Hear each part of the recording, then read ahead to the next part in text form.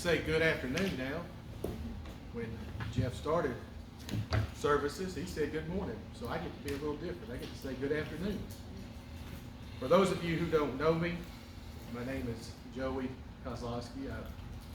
I'm actually a native of Arkansas. I was raised in Marion. I don't know if all y'all know where Marion is. It's like that close to West Memphis and Memphis. And I was in the Old Worldwide Church of God as a teenager. My dad came into the understanding of the truth when I was about 14 or 15 years old.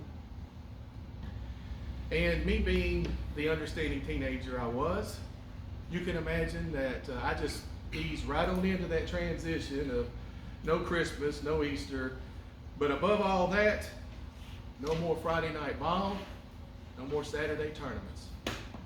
And now, to set the stage a little bit more clear, I was a pretty good baseball player, and I had already determined. You know, when we're teenagers, we have our life already figured out. We're smarter than anyone already, but then yet, right, Madison?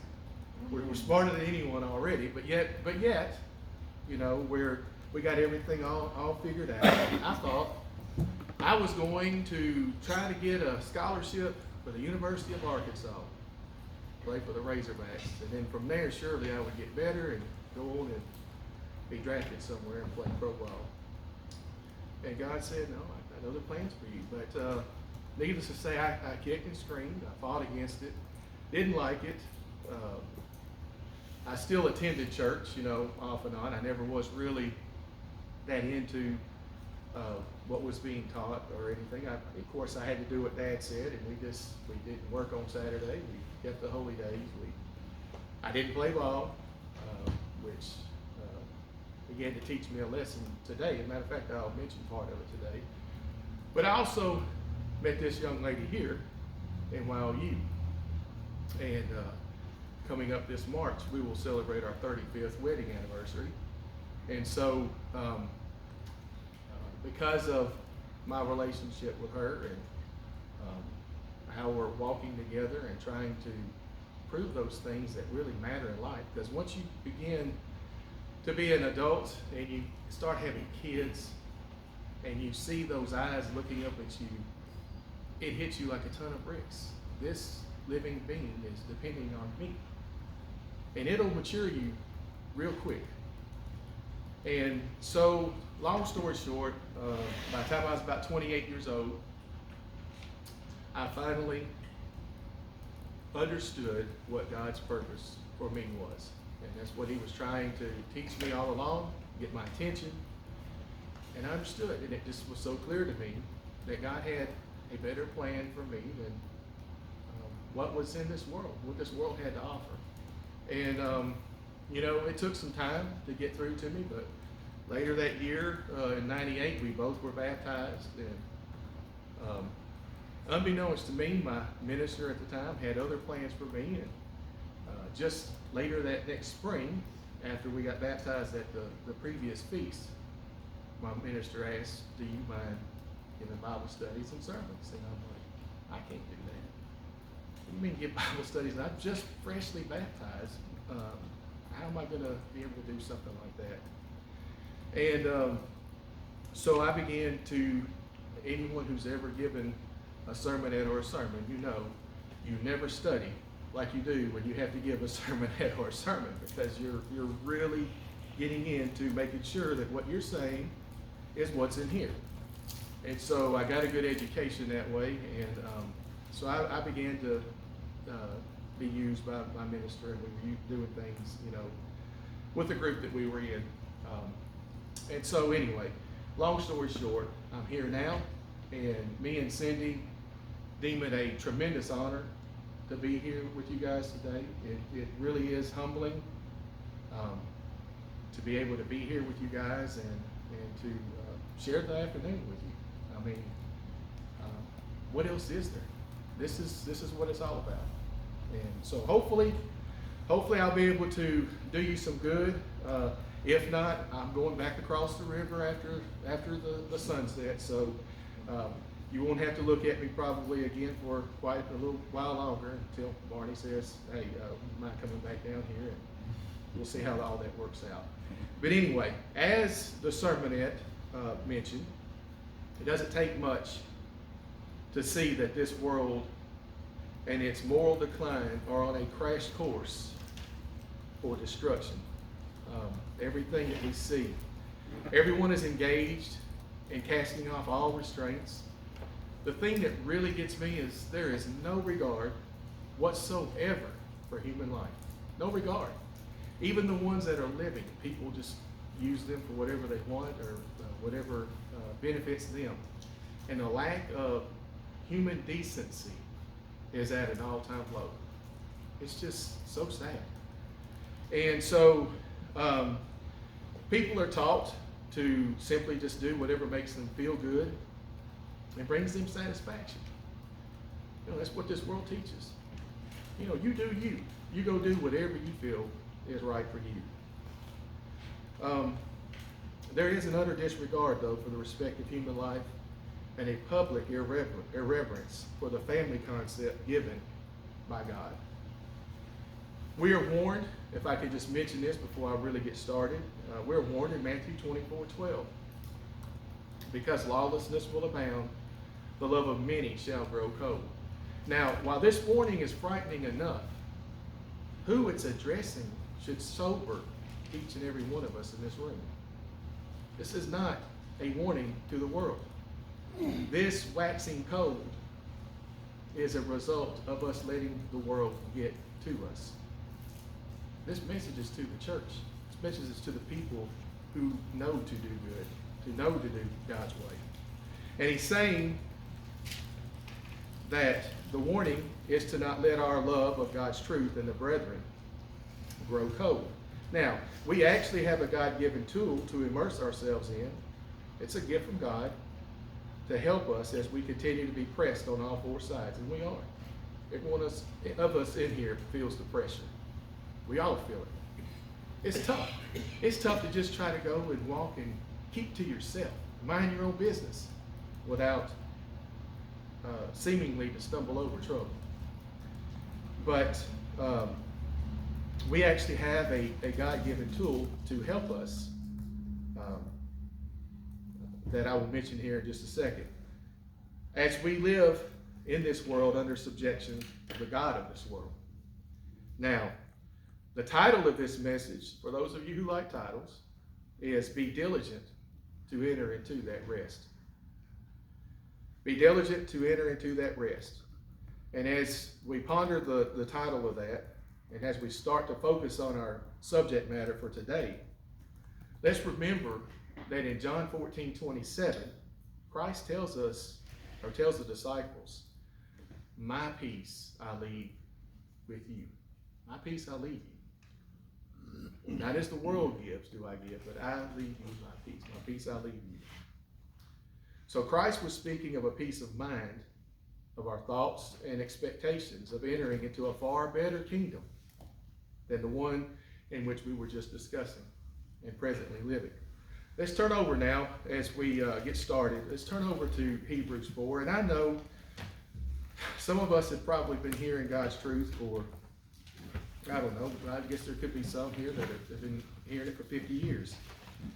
And so to talk about the Sabbath and to mention it, I know you probably have heard many sermons on the Sabbath day and on what is proper conduct for the Sabbath. But I hope everyone in here is able to be encouraged in some way to maybe see something from a different angle that maybe they've never considered before, or to add to it. So that's my intent today, is just bring encouragement. This is not talking down to anybody. This is talking to everybody. I am part of everybody. And so these are actually things that I consider and things that have helped me in my life as well. Hebrews 4 and in verse 11 is where I get the title of today's message from. And I'll go ahead and read it. Let us therefore be diligent to enter into that rest, lest anyone fall according to the same example of disobedience. Now, here we are given an exhortation to be diligent, or the word literally means make haste, to enter into the eternal rest of our final transformation from physical composition to eternal spirit. We are to be translated into spirit beings, and we all know that. That's what our whole goal is, and what our expectation is. It's not just a hope; it's an expectation. It's something that we can take and count on because Christ has promised it. As we study further into this rest, we will discover a couple of things. We'll discover the correlation between the weekly and the annual Sabbaths. We'll actually mention the deliverance of Israel, or as they were being given the commandments to come into the land, their promised land, into their kingdom. And we'll also cover some of the pursuits of a permanent rest from this physical life and our eternal promise, which is where the title of the sermon comes from, is focusing on our eternal rest.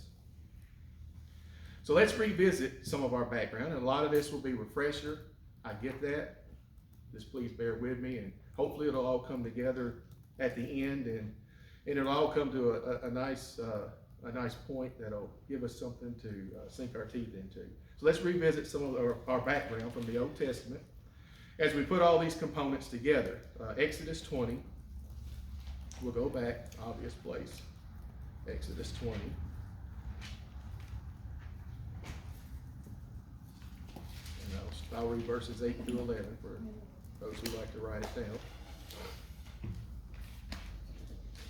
Exodus 20. And I'll read starting in verse 8. Remember the Sabbath day to keep it holy. Now, here we are reminded to guard the Sabbath day. Remember, the word remember there it literally means to guard or preserve. To keep the Sabbath day, to keep it holy. We're reminded that where there is a spiritual intent, or to keep the Sabbath in the regards of the spiritual intent, which is to keep it holy. Now, how can we as fleshly humans, is one of the things that I had to ask myself, how do we as humans keep anything holy? I mean, God has that power, but how do we, he says for us to keep it holy. And so here, the phrase to keep it holy means to set apart or consecrate. Now, we'll see that our actions are really part of what this actually is talking about. Notice part of our answer is in verses 9 through 11. 6 days you shall labor and do all your work, but the seventh day, notice it's called the seventh day because it's referring to creation week. The seventh day is the Sabbath, or the rest. It's the Sabbath rest of the Lord your God. In it you shall do no work, you, nor your son, nor your daughter, nor your male servant, nor your female servant, nor your cattle, nor your stranger who is within your gates. For in 6 days the Lord made the heavens and the earth, the sea and all that is in them, and he rested the seventh day. Therefore the Lord blessed the Sabbath day and hallowed it. So 2 things to consider here, starting in verse 10, is the solidification of the seventh day, which is the one that was being referred to, and the Sabbath that is pursued in observance of this seventh day, the Sabbath rest. In verse 11, now that we are set in remembrance of what the Creator did during creation week, for in 6 days the Lord made the heavens, the earth, the sea, and all that is in them, and rested the seventh day. Therefore the Lord blessed the Sabbath day and hallowed it. So our immediate focus then is the actual transition of what was done on days 1 through 6 with the physical creation, and then something different happening on day 7. So the emphasis that we focus on then is something different is happening on the seventh day than the previous 6 days. In the first 6 days the Lord made, or the word made is to accomplish. He then rested on the seventh day and blessed it. Now this word blessed is actually the word that means to kneel, or as in an act of adoration. So you can imagine Christ kneeling or acting an act of adoration to the Father on this day. And notice he hallowed it. He hallowed this day and he set it apart. So the day became known to us as the day of rest, or the seventh day, the Sabbath on the seventh day. Moreover, the focus is on the fact that the Creator set it apart and showed honor in blessing the Father on that day. On that day, all the focus went from the physical creation to the blessing that was being done on the seventh day. Now, and you could write this down for your notes. In Exodus 31, this is before the work was being done to create the tabernacle. In Exodus 31, verses 12 through 17, before anything that was humanly done to build the tabernacle, God sends another warning to them before they even do the work. He says, he sends them the warning that it was a reminder of the importance of the Sabbath. In fact, the Sabbath, which would be later described as God's feast in Leviticus 23. So he's saying, look, just because you're going to go do and build my tabernacle, it doesn't give you free license to do any of the work on the Sabbath day. So he was really reiterating the fact that this is a special day, and even though you're doing this kind of work, I still don't want you physically going out and doing it on the Sabbath. I still want your attention on something else. We'll get into that a little bit more also just a little bit later. Also, another little side note, I found this very interesting. We're getting ready to come up to the Passover season here in a couple of months. I was just talking to somebody about this before services started. In Exodus, let's see, what is it? I wrote it down. Exodus 12, and in verse 15, the phrase that you shall put away or remove leavening out of your house, that actual word is Sabbath. It's actually rest. So the implication is you shall rest from leavening for that entire week of unleavened bread, meaning that you take a rest from having it even in your house. And so I thought that that was an unusual usage for the word Sabbath, because we have all these understandings of unleavened bread and of the Sabbath, but I don't think I've ever seen it translated that way before. And in fact, whether it's King James or New King James, I think one says put away, one says remove, but in this case, it's actually taking a rest from it. It's actually to take a rest from the leavening. Now, it's also repeated in Ezekiel 20, where Ezekiel is addressing what he's going through here, and he breaks into verse 12 here. Let me just point this out. He goes in and he says, moreover, I gave them my Sabbaths to be a sign between them and me, that they might know that I am the Lord who sanctifies them. So here, Ezekiel is going through and he's saying these Sabbaths are actually, because of what they learned through them, are me dealing with them and teaching them that they're being sanctified. And that's what all of us are. We're being sanctified by God in our obedience to Him in these days, and what we're keeping and understanding how they what they imply for the future. So God gave Israel these set apart days to remind them that God Himself was consecrating them. We understand the story of Israel. They never really made it to anything spiritual. All they could really be given was the physical kingdom that they crossed over the Jordan to eventually inherit. But God wanted to give them so much more. Now we've been going over God's dealing with Israel and the Sabbath rest.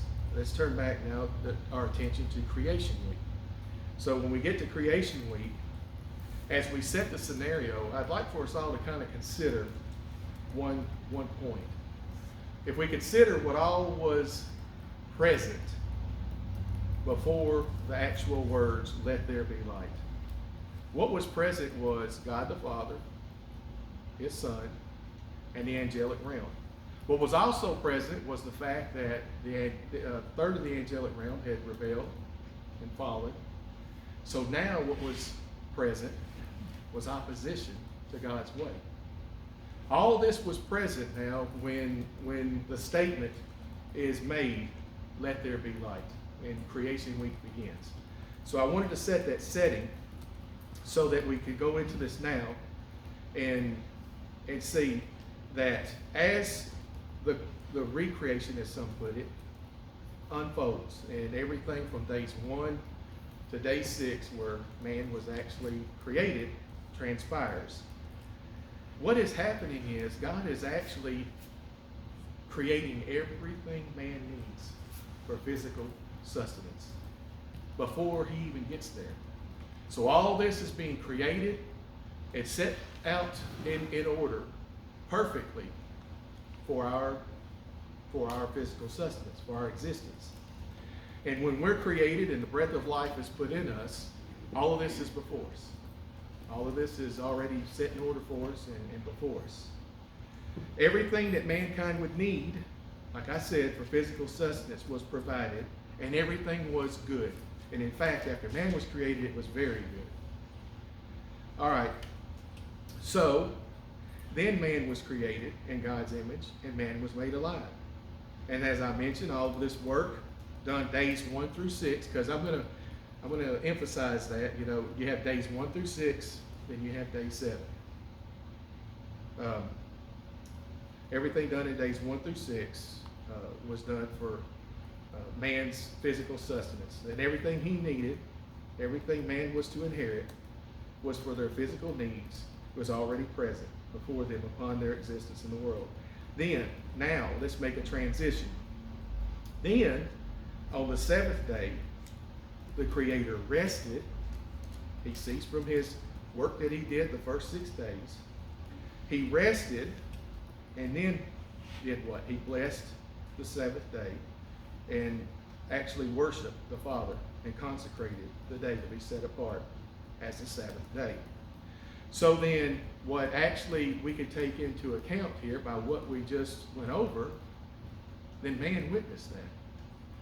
Although he didn't witness the things that happened days 1 through 6, because they were made before he became a living, breathing being.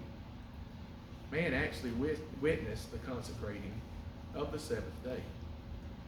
He saw it being created. But yet we're told the Creator had rested from all his labors. But see, now what we're doing is we're learning a transition from the things that were done and are pursued on the 6 days have been separated from what the 7th day actually is giving us a gateway or a door to. And so he sees this, man understands what's being created, and he sees the consecrating of the day, and it's being hallowed, and the Sabbath is now created. So this then begins to separate and show us the beginning of something non-physical. All the things that were created in the first 6 days, all of our pursuits that we go out and we do, whether it's our work or whatever we have to do during the first 6 days of the week, are related to that. But something transitions on the 7th day where you put those things aside and you begin to focus on what man's first witness of into a realm of eternal life. Of eternal life. That was his first understanding of something that was not physical. And it was actually made for man. So on the 7th day, man witnessed what was created. Man was given an insight into the beginning of an existence of something more than their physical composition. The insight into an eternal rest. Into an eternal rest. And that was created on the 7th day. I mentioned the display of the kneeling before the Father was done for our benefit, I believe, and the Sabbath rest was therefore created for man. Now, Mark 2:27, I think everybody pretty much knows this scripture, but I'll go ahead since I jotted it down and turned there. And I apologize if I keep wiping my head because I'm a big guy, and it doesn't take much to get me to lather up. So if I keep fidgeting with my head or my face, I apologize. Mark 2, verse 27.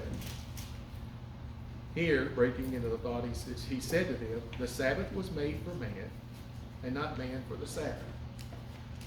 All right, so here, the word here in Mark is a word that can be used for a single Sabbath, or it can be a plural word, meaning a multiple Sabbath, or a Sabbath within a week of Sabbaths, or I don't want to get too technical with it, but basically it can mean a plural word for the word Sabbath. And it says that the Sabbath was made. Now, hold on. If we're talking about work was done the first 6 days. Here, the Sabbath was clearly made, so we're talking about a different kind of work. And we all know this. Like I said, a lot of this will be reviewed, but what was made was the Sabbath for man, and not man for the Sabbath. The word "made" here is a very interesting word. I mean, it's obvious. It means to come into being or to cause to be. But Helps Word Studies, I don't know if everybody here knows about Helps Word Studies, but it's a tool that you can use to help understand deeper into a certain specific word in Scripture. And I use it very sparingly. I typically don't use commentaries or these types of helps. But in this one, I think they were all over it, and I wrote it down. And I'll tell you. Let's see, where do I have it? Wrote it right here. Helps Word Study states it this way: that the word "made" means to emerge or become, or transitioning from one point, one realm, or condition to another. It signifies a change of condition. And it's the same word as used in Matthew 5. Let's turn there right quick while we're proving this point. I think this will help if I bring this out. Matthew 5 is the same word used here in this instance. Matthew 5:45, and I'll just break into the thought, that you may be sons of your Father in heaven, for he makes his sun rise on the evil and on the good, and sends rain on the just and on the unjust. Well, the phrase there, that you may be, is the same word as used here as made. And it shows a transitioning. They're not already sons of God, but it's that you may become the sons of God.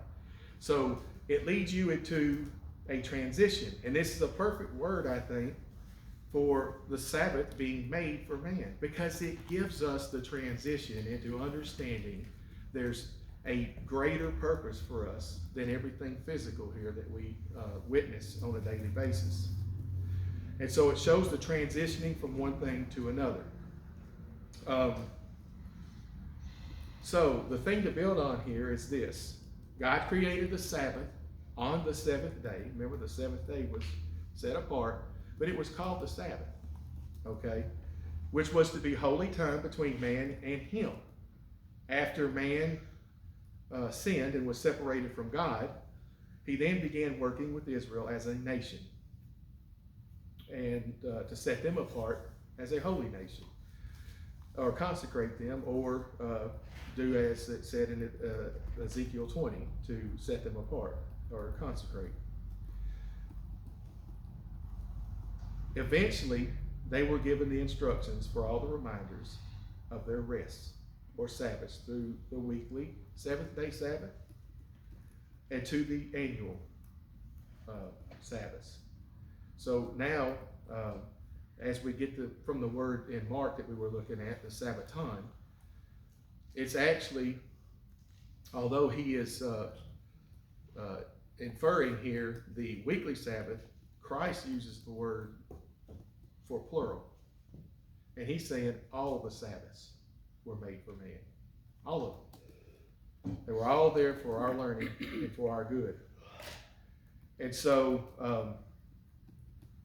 he says that all the Sabbaths, even though that, like I said, the inference was on the weekly one, was made for man. And so now why? Hopefully we can begin to transition here. Why? It was for their transition from the flesh to the spirit. It was their first inkling. And I don't know how many times he says it will be a sign between me and you. It'll be a sign of all those who were obeying my commands and in the process of going from one state of being to another. But it started with this Sabbath day that God set aside and made separate from everything else that's done the first 6 days of the week. Now, the scriptures that we read in the Old Testament clearly state that the Creator rested from all his works that he had made or brought into existence on days 1 through 6. So, like I said, you have days 1 through 6, and you have the 7th day.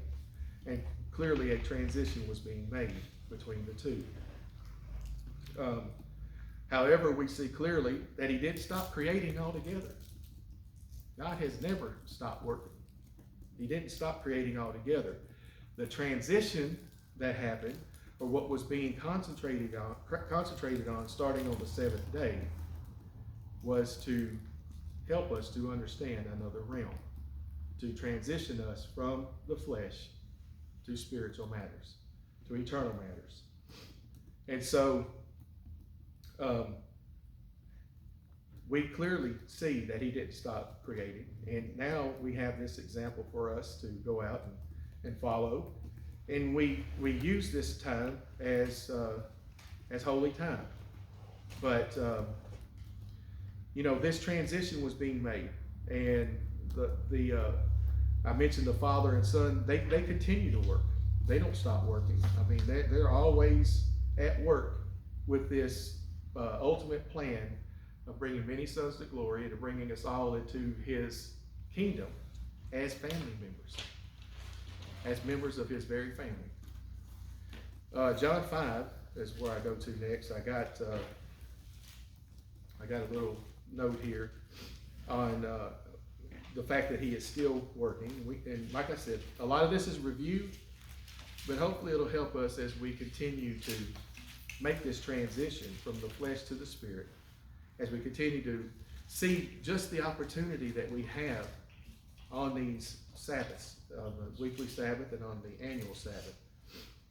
John 5 I'll start with verse 17. But Jesus answered them, "My Father has been working until now, and I have been working." And, working on what? What have they been working on? If everything that they did was finished, days 1 through 6, what are they still working on? That's the question we ask. Verse 36, skip down to verse 36. But I have a greater witness than John's, for the works which the Father has given me to finish. Given me to finish. The very works that I do bear witness to me that the Father has sent me. So now, Christ is saying that he's come to help finish something, or to complete something. Again, as I refer to Helps Word Studies, the word finish there means to consummate or to reach the conclusion aimed for. So now we see that the 7th day actually points us to something in which we were created for. It points us to eternal life. It points us to being in God's kingdom and the way to God's kingdom.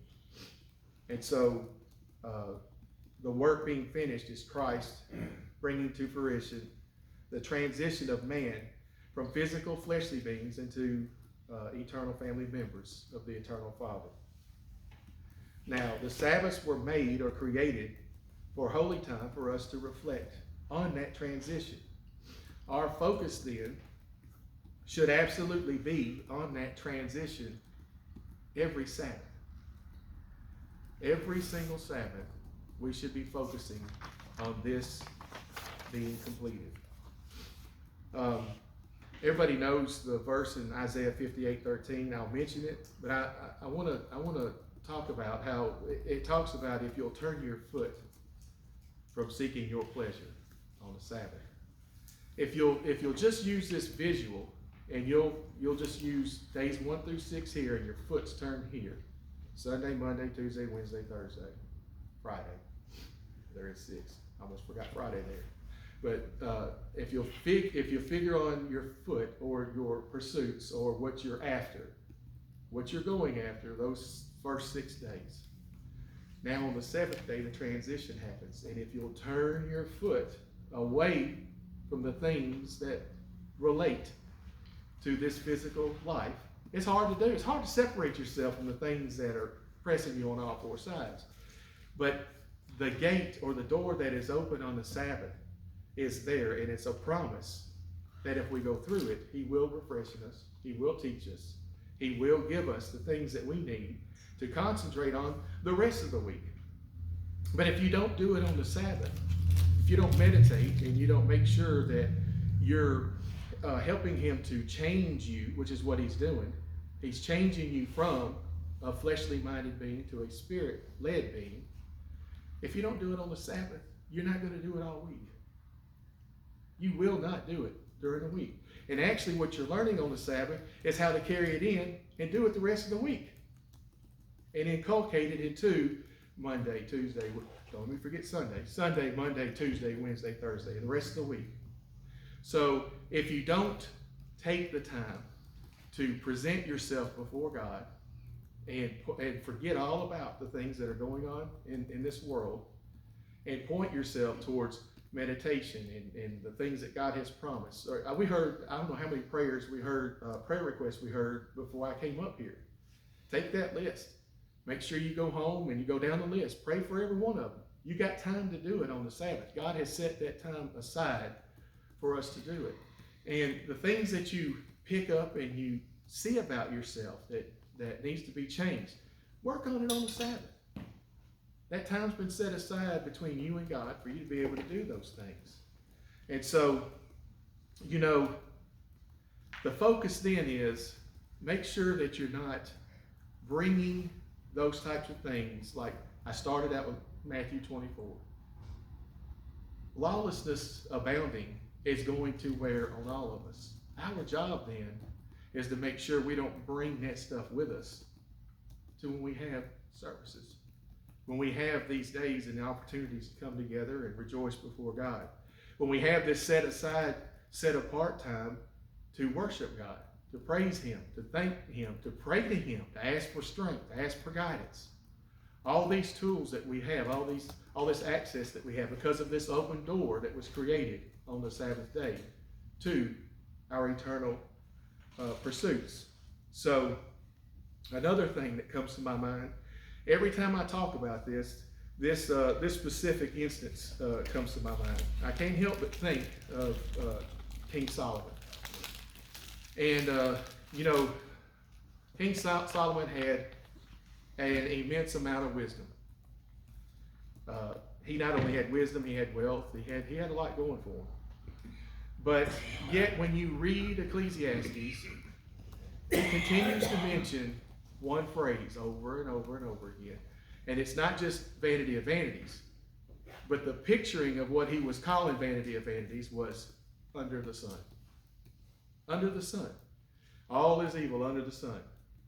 And so, how do we take that then on the Sabbath and be encouraged by it? And I'll tell you why.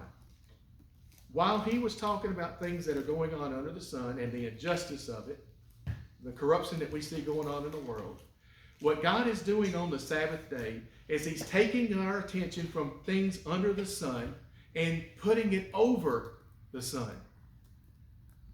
We're not focusing on things under the sun on the Sabbath. We're focusing on things that are eternal. And so you see the difference. The difference is you won't be bombarded with the cares of the things under the sun. You're reaching for the things above the sun. You've been given the day to do it. And I can't help but always think about that. Every time I think about this specific subject, Solomon had all the wisdom that he had, but yet he continued to refer back to things under the sun. And so what God is doing with us now in creating this transformation from our flesh to our eternal inheritance, as we continue to learn reverence, and we learn it through our obedience on the Sabbath days, as we see the relevance in it and how it actually is consecrating us and setting us apart as God does this. We begin to see, like in, I believe it's Psalms 51, where David says, create in me a new heart. That's what God's doing. Every Sabbath day, every weekly Sabbath, every annual Sabbath, there is something God is teaching us that is creating in us a new heart. We're able to break away from the cares of the other 6 days. Or if it's an annual Sabbath, the rest of the year. And we're able to go into that annual Sabbath and we're able to enjoy and focus what the meaning of whichever particular holy day we're picturing and entering into. But God is creating a new heart in us if we leave everything else behind and submit to Him. But it's especially important on these Sabbaths. Especially important. I'm not saying you'll go out on Sunday after you've done it all day and you won't have any problems. You might have more problems. Because there is someone out there lurking about that wants to dog your attention and keep you from going down the right path. And that is Satan. So, now, back to Hebrews, where we started for the title of the sermon. Back to Hebrews, what I'll do is in chapter 4, the rest of the time I have, I'll go through this little by little and get eventually down to verse 11. But as we get to verse 1 in chapter 4, let's consider what is being wrapped up in chapter 3. In chapter 3, it's talking about how the children of Israel rebelled, they disobeyed, they didn't enter into the rest, and God swore they won't enter into my rest. Although we do have the promise, I think it's in Ezekiel in the same chapter, Ezekiel 20, if I'm not mistaken, where he does say, you will do what I say. I will come back to you, and you will do what I say. And he says that to Israel. So we have that promise that he is going to revisit Israel, but now he's working with spiritual Israel. Thank goodness, because you know what? We are it. We're in it. And he's making that transformation that he was trying to make with Israel, that they were too caught up in the world and wanting to be like the world, to make the transformation up. And so he's saying, I swore that they won't enter that rest. The rest wasn't just their kingdom. The rest was what he was planning on giving them that would have been so much more than anything physical. And he couldn't do it because they wouldn't obey him and they would not make the transformation that he was trying to make with them from the flesh to the spirit.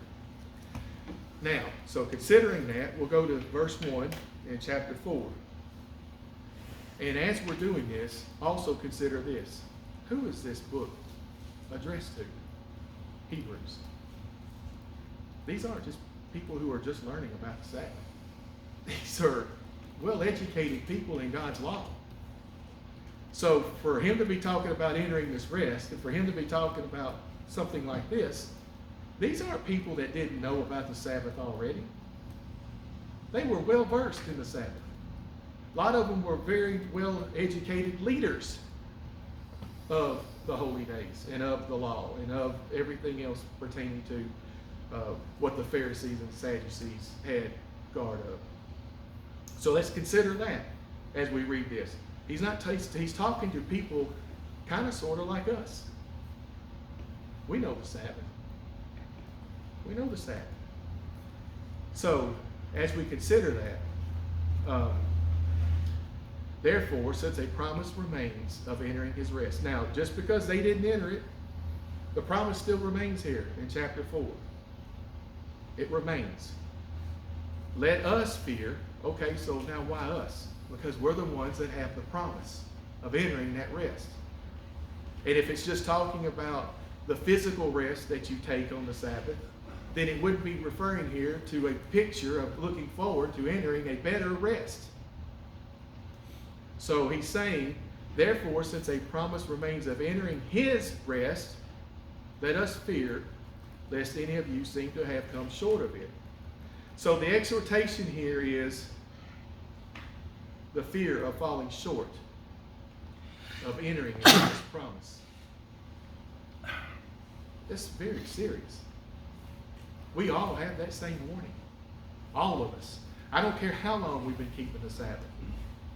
We still have this warning. All of us.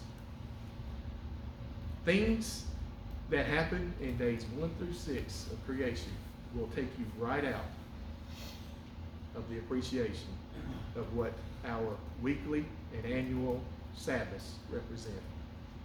They'll take you right out. If you don't get re-energized and refocused on the Sabbath, they'll take you right out. It's that important.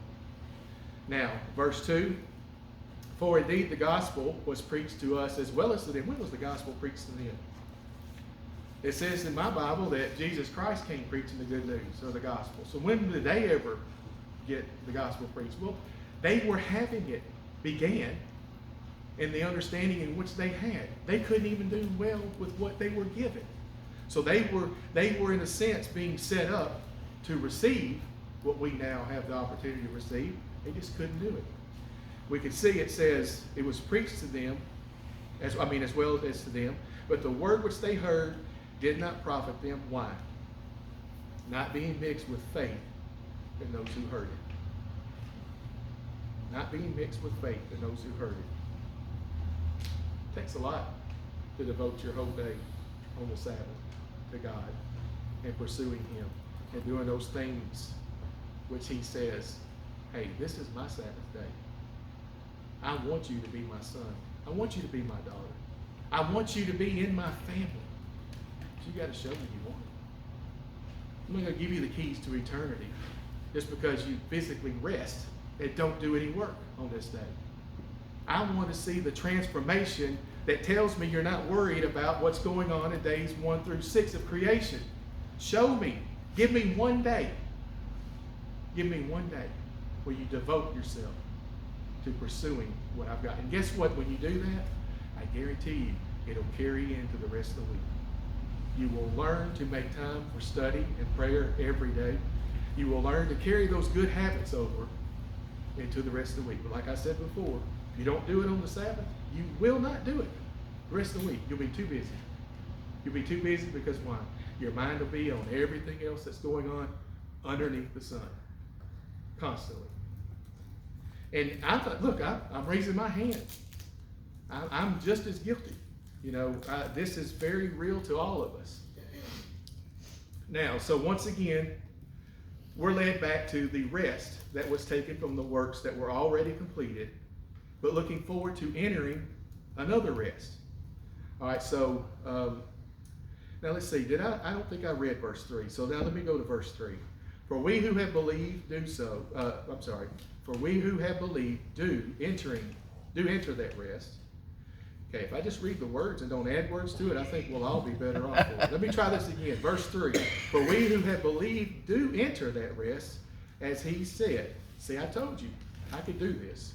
Even though I went to school over in Marion. I went to school in Arkansas. But I can read something that's here without adding words to it. I promise I can. Y'all bear with me. All right, so it says we do enter it. So as a picture, we're actually picturing our life with God in this rest, on these holy days, on these what Leviticus calls my feasts. And he starts it, when he says my feast, he starts it with the Sabbath day. How many of us look at the Sabbath day as a feast? The weekly Sabbath. I mean, it is. The weekly Sabbath is the beginning of his listing of my feasts. Leviticus 23. Now, lost my place again, I apologize. So I swore in my wrath, they shall not enter my rest. Now notice this next line seems so out of place. You know, it's like, how does this even go with what the rest of this verse is? So it starts, for we who have believed do enter that rest, as he said. So I swore in my wrath, they shall not enter my rest. Although the works were finished from the foundation of the world. What? I mean, how do we make this transition to go back to equating or connecting the dots here? And so The works that were being referred to were the works that were done from the first 6 days of the week. But the plan for us to enter the rest was already there from the foundation or the setting of everything, which is what world is there. I think it's the orderly arrangement. The word that means orderly arrangement is. So this plan was already in motion. Before breath was blown in our nostrils, God had already had his plan made from the foundation of the world. For he has spoken in a certain place of the seventh day. Now here, I love this. I love this for more than one reason. He calls it the seventh day. He doesn't say Sabbath here. Now, how many times have we heard over the years of a reason or an excuse of why the Sabbath was changed from Saturday to Sunday or any other day? Here, it doesn't say the Sabbath. See, if you use Sabbath here, man could take it over and say, well, we could choose to rest on any day. Well, it's good for us to worship God all week. Or the common one of, he was resurrected early on Sunday morning, so we keep Sunday. This says plainly, brethren, the seventh day. I don't care how you count it. I don't care how you reason it. If you do math like I do, or you count numbers like I do, 7's still after 6 and before 8. The seventh day never changed. I love this because it doesn't just simply say the Sabbath. It goes back to creation week, and it says the seventh day. And so he says, he has spoken in a certain place of the seventh day in this way. And God rested on the seventh day from all his works. So we see this, that the Sabbath was set aside. He rested on this seventh day. And this is for us to focus on what he has said and made on the seventh day, which is holy time. Holy time by holy people that he's consecrated. Now we come, if you want to drop down to verse 9. Verse 9. There remains, therefore, a rest for the people of God. Not only do we enter it, not only have we still got the promise, it says it remains, therefore, a rest for the people of God. Now, here's something different comes into play. All these words for rest up until here have been the simple word for reposing down or ceasing from work, which is appropriate because it even takes you back to the seventh day and how the Creator himself rested from doing the physical creation. This word is actually sabbatismos. Yes? I'd actually translate that, there remains therefore Sabbath keeping for the people. Yeah. And there are other translations that even make it as plain as that. But here, this word is sabbatismos. Now, the word here is actually used only one time in the entire New Testament. But the word sabbaton, which is where this word actually comes from, 45:21, if anyone wants to look it up in the Strong's Concordance. The word sabbaton is the word I mentioned back in Mark 2. The Sabbath was made for man. Same word. So he's saying there remains a rest for the people of God. A Sabbath rest. The weekly and the annual. Hadn't been done away with. In fact, it's more in effect now with our spiritual understanding than it ever has been. We see the need for it now more than we ever have. We talked about at the beginning of this sermon how things are. The sermonette so eloquently pointed out how bad things are. You can be watching cartoons with your grandkids, assuming you're old like me and you've got grandkids, and the commercial come on. And your eyeballs have just been completely burned out of your head because of what you see. It's pathetic. It's pathetic. But what we're witnessing is a world in much need of rescue. In much need of rescue. We've got to make sure we're preparing ourselves to be part of that change. It's offered to us. Are we going to be concerned about the things done days 1 through 6? They're tempting. They're there. But I will say this, the thought just came to me. The Sabbath is never created for us as a test. It's not like God created a Sabbath and then said, okay, I want this to be a test to see if they'll just do what I say. Sabbath's never been anything about anything but showing us the example of what we can become. God's not trying to take anything from us. When you're teaching your kids, I know when I taught mine, I didn't say you can't do this, you can't do this, you can't do this on the Sabbath. I tried to show them the things you can do. That's got to be our focus. Spend the day pursuing the things that God absolutely says we have the door open to pursue. Go do it. I'm here. It's almost, if you want to, if you'll excuse me, it's a day of visitation. Our day of visitation every week, the weekly Sabbath. Our yearly visitation on the holy days. It's a type. I'm not going to say it is the day of visitation, but it's a type. And he makes that completely open to us each and every time. So our focus, our meditation, our conversation, our pursuits should always be on those things which those days picture, leading us to our rest, our Sabbath rest, our Sabbath transformation. And so we get into the verse in which the title is, verse 11. Let us therefore be diligent to enter that rest, lest anyone fall according to the same example of disobedience. Hopefully, each and every one of you, I hope this will serve as some kind of help. I hope it does. In our concerted efforts to our meditation and our pursuits, just the magnitude of what's been made available to us. We are very special people. God views it that way. That's why he calls us consecrated. He sets us aside. And I hope it helps us to realize the specialness of what's made available to us on the Sabbaths, the plural Sabbaths, the yearly and the weekly. I've mentioned it a couple of times already, and I believe it's in Revelation 2. And I think it's in verse 7 when it's talking about Philadelphia.